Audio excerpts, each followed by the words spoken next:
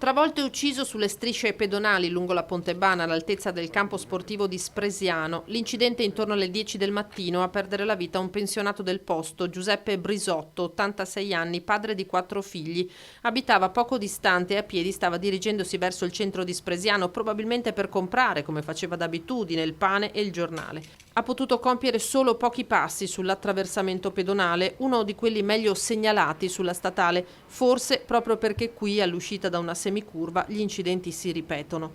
A investirlo il SUV condotto da una 57enne di paese, sull'asfalto tracce di frenata solamente dopo l'impatto, segno che l'automobilista non si era accorta dell'anziano.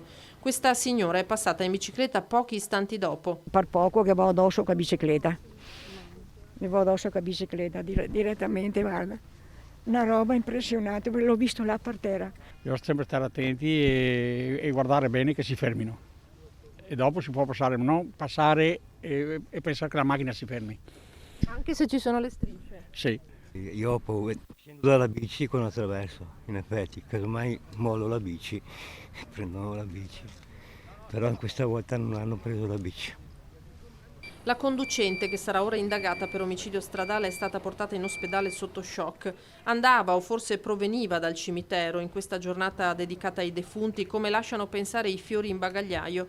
È stata la figlia dell'anziano a effettuare invece il riconoscimento della vittima. Profonda l'impressione e la commozione per la morte di Brisotto, a lungo dipendente dell'azienda Frate, quindi molto attivo nel volontariato, dal coro El Scarpon del Piave, che aveva contribuito a fondare, fino agli scout.